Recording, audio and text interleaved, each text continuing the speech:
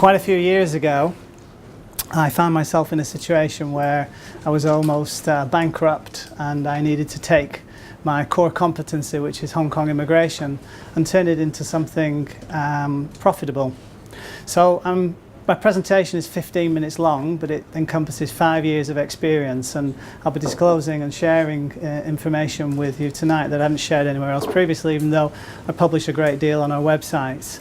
So my proposition essentially is that you can create a monopoly in your space by giving away all of your intellectual property away for free. So my argument tonight is that you can build that monopoly by being generous. So this generosity principle has got 6 points to it. So I'm going to race through these 6 points, and hopefully you'll get value out of it. Firstly, it's based on the law of reciprocity. Secondly, people misunderstand how the modern internet works. I'm going to suggest to you that social media is a process. I'm also going to suggest to you that in the process of being generous, you're going to create a tribe. And when you've created that tribe, you'll be able to lead that tribe. I'm also going to suggest to you that in the connection economy that we have today, not an industrial economy, which is where we've come from, that you can reaggregate, you can disaggregate and reaggregate value, and you can deliver value to people in a way that perhaps you hadn't thought of before. I'm then going to suggest to you that in doing all of this, you can disrupt your marketplace and in the process redefine that marketplace. And as Peter Thiel says, if you do this right, a monopoly is a condition of every successful business. A monopoly awaits you if you do it right. So really to start, I'm going to talk about me and my background. So a little case study for you. Hong Kong Visa Centre is my business. And my background really is that I started an immigration practice in Hong Kong in 1993, straight out of law school. And I built it up to become the leading business immigration practice in Hong Kong until 2000. And then between 2010, I made a whole load of stupid mistakes. And essentially, at 2010, I was facing bankruptcy. In 2010, I then recognized the errors of my way and started to do things differently. So in 2011, I launched a business in Hong Kong called the Hong Kong Visa Centre. And the Hong Kong Visa Centre essentially provides a completely free of charge service to anybody in Hong Kong who has any kind of immigration problem. And this service encompasses the delivery of high quality content to the extent that I publish content 4 to 5 times a week on my niche. And as a result of that, I'm able to create relationships. And as you'll see, the essential dynamic that exists in my business to the extent that I can create a monopoly is that I help answer questions and help people solve problems. I also, in developing my business model, completely reverse the risk. What that means is that as a result of people using our websites and accessing all of our free resources, if they determine that they want to have my business assist them secure immigration status for them on a professional basis, if we take them on, and we don't take every client on, we will give them a double your money back guarantee, which essentially completely reverses the risk in the way that we do business, making it very easy for people who are minded to instruct a professional immigration advisor. They would instruct us rather than somebody else because they've got no risk associated with it.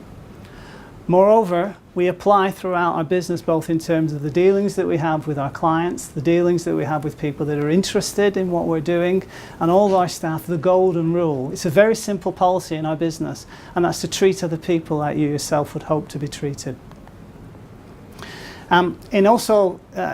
understanding your marketplace and delivering a proposition that is very different, when you disaggregate and reaggregate value, you then start to understand exactly what it is that you're selling. And I know that in my game, after doing this for 24 years, that people are not paying for a visa label in a passport. They're not paying for the avoidance of queues at the immigration department. What they're really paying for is peace of mind, and that's what we sell. And our entire proposition is based on selling peace of mind. So let's just drill down on it in a little more detail. There was a gentleman called Cialdini who wrote a book called The Secrets of the Science of Persuasion. And he looked at the human condition and anticipated how we are as a species today and how we respond to certain circumstances. And we live in very complicated times. But when we were back in the savannah, we needed to cooperate with people so that we could ensure our survival. And out of this, hardwired into our DNA today, is this notion of the law of reciprocity. And that is, I do something for you, and you have this innate sense that you need to give something back to me. And the law of reciprocity and the connection economy that we live in today is the most powerful phenomenon that you can harness to progress your business affairs. And in giving away all of your IP in the way that we do and creating the relationships that we do with people, we generate incredible goodwill.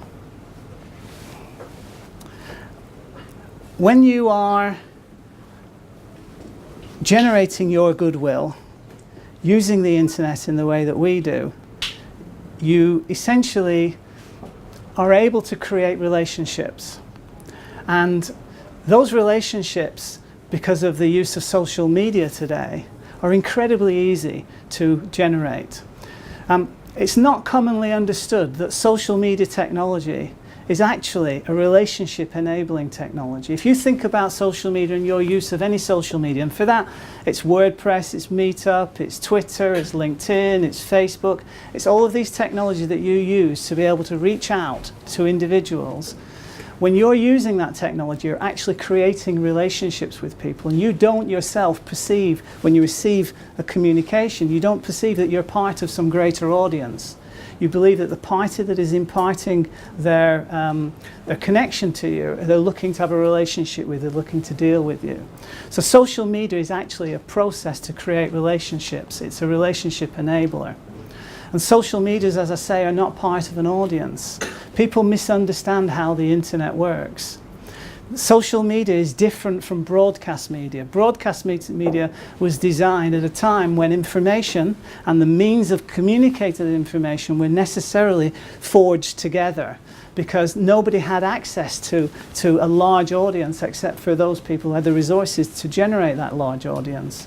But with social media, it's completely different. We are not using social media to broadcast. We're using social media to reach out to individuals. And you win your relationships one at a time. And to that extent, what we do is, as I say, we answer people's questions and we help them solve their problems. So somebody comes onto our website, they've got a problem, they search around, they invariably find the answer that they need. If they've got they need additional assistance, they can reach out to us through our website. They can ask us a question. 48 hours later, we'll give them a podcast answer anonymously in terms of their information, completely free of charge. And when you do something like that for somebody and you are the expert in your space, as I am for my sins in mine, the power of actually doing that for people is incredible. And as I say, social media enables you to do that. So social media is a process. It's not a way to communicate with people. It's the way you forge relationships. So you win your relationships one at a time. You use your websites in order to share your know-how and your experience and your knowledge, and people become reliant on that resource on the internet. And as you win those relationships with people that have got a genuine interest in what you're all about, one by one, they become part of what Seth Godin says is a tribe. And a tribe is a group of people connected to one another, connected to a leader, and connected to an idea. And for millions of years, we've been part of one tribe or another.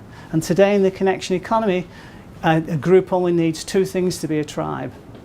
Tonight we have a tribe. People have a shared interest, and you've got a way to communicate. So this is the the third proposition that I've got for you as to how you go about building a monopoly in your niche. Fourthly, I read a book many, many years ago by Don Tapscott called The Digital Economy, and it opened my eyes completely. Because he explained to me what this modern life was really all about and what this technological thing was all about. And he also explained to me that, you know, in the connection economy, you can take information and you can take your product or service and you can separate them. And you can give all that information away. And if you understand what it is that you're selling, you can then sell a product that isn't deliverable via the information that you give, and you're not holding anything back, but what you've done is you've understood what it is that people really want from you. And in our instance, people want peace of mind. And you can go on our websites, you can use all our free resources, we'll give you free answers, we'll do everything for you. But in the final analysis, people pay us for this sense that we're going to say, yes, we can take care of you, we will get your visa approved. And that's the peace of mind that they can't get anywhere else. And this is how Don Tapscott advised me in terms of how we should disaggregate and reaggregate value, and that's what we did. And ultimately, according to Don Tapscott, every company will require a web-based business model to succeed. So I can tell you from my experience, if you don't have the internet at the heart of what you do, you will not be successful over the long haul, because somebody else will come along in your space and will do essentially what you're doing but in a different way, and will basically steal your lunch. So disaggregate and reaggregate value. In the process, what you do is, as we've done in our niche, you change the landscape of how people expect, in my instance, an immigration service to be. When I started this, I came from almost a 20-year pedigree in immigration, and I understand the market perfectly. And I understood that my main competitors in Hong Kong, who I was a co-founder of one in 2000 and spent 2.5 years consulting to the other between 2006 and 2009, I understood that when they were delivering their proposition, they were doing exactly the same thing that I was doing in 1993. So it seems to me that you can come in and just do things differently. And people say that on the internet, everything should be, information wants to be free. Stuart Brand said information wants to be free. So my proposition is, if information is going to be free, you may as well own free. And that's what we've done. So by owning free, we've essentially taken out of the marketplace all the dynamics that have served the industry per se all of these years and served them so well, and changed the landscape completely. So now when people experience anything to do with Hong Kong immigration that come to our websites, they expect that that is the proposition. Because immigration is one of those things that you only need to do it once occasionally in your life.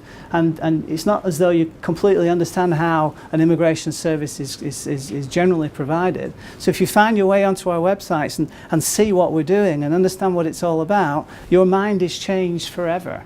Unless you're one of these people that's just interested in getting the cheapest price possible. And there's a segment in the marketplace for those people who want the cheapest price possible. And that's fine. It's not the market that we want, but for the bulk of the market, we're able to define what we believe is the marketplace, and at the same time lock our competitors out because of what we've done. So as I say, why play somebody else's game when you can reinvent a marketplace? And that's what we did. And how do you reinvent your marketplace? Firstly, you have to know your market backwards. I've been doing this for 24 years. I know everything about this market. I was a co-founder of one of my main competitors, and I spent 2.5 years working as a consultant for the main competitor. I know exactly what they're all about, so it's easy for me to think about how I could do things differently. Secondly, know your customer. I've been doing this for so long. I know exactly what's happening between the ears of our clients. I know what they feel like. I know what their emotional responses are to the experience that they have every step of the way. And because I understand that, our proposition is designed to address all of those fears, to make those fears go away, to make the customer as confident in what's going on as we can possibly make him. So you have to know your customer.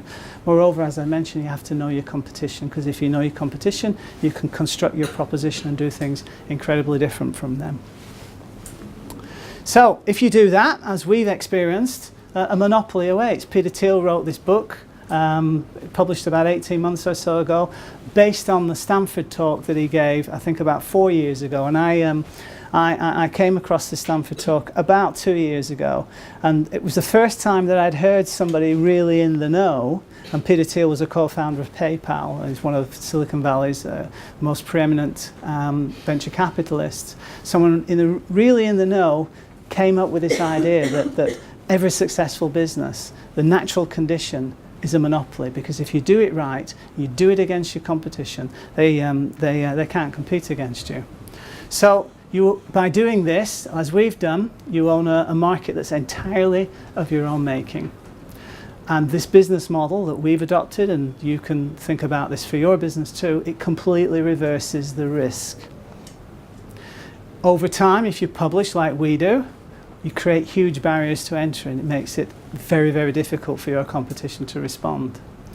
And the thing about having monopoly in the connection economy that we've got today is that you re-earn the privilege of your monopoly every day. So you can be generous and forthright and do everything that you want to do in terms of having relationships with people, but your reputation is this far away from disaster in the connection economy. So you have to re-earn your privilege to your monopoly every single day, and that keeps you incredibly honest. And as we're doing, move through this process, and you put yourself into a situation where you're redefining your market, and your competition's falling away, and you're growing, and we've grown 270% in the last 12 months. We started from nothing 4 years ago and did more than $1.5 million US last year. Essentially, you're able to move into aligned areas that just present themselves. For example, in our instance, we've only ever done Hong Kong immigration. As a result of doing Hong Kong immigration, we've forged a lot of relationships with international immigration businesses that want us to take care of their client needs in Hong Kong because they don't have any kind of operation here. And forging those relationships, opportunities emerged naturally without needing to worry about it to provide what's known as consular visa services. So if an Indian national who's a resident of Hong Kong that wants to go to Japan, he needs a visa for Japan. So we never thought about getting visas for Japan for Indians who live in Hong Kong. But naturally these revenue opportunities presented themselves, and because immigration is immigration, it's just that the processes slightly change and the forms are different and the timelines can change. It's very easy to go from Hong Kong immigration into this logical adjacency of consular visa work that we do. And as a result of that, your growth is completely assured. It's a market that completely is ahead of you. So my proposition is that generosity is a winning business model, and you can build a monopoly position in your market space by giving, as we do, everything away for free.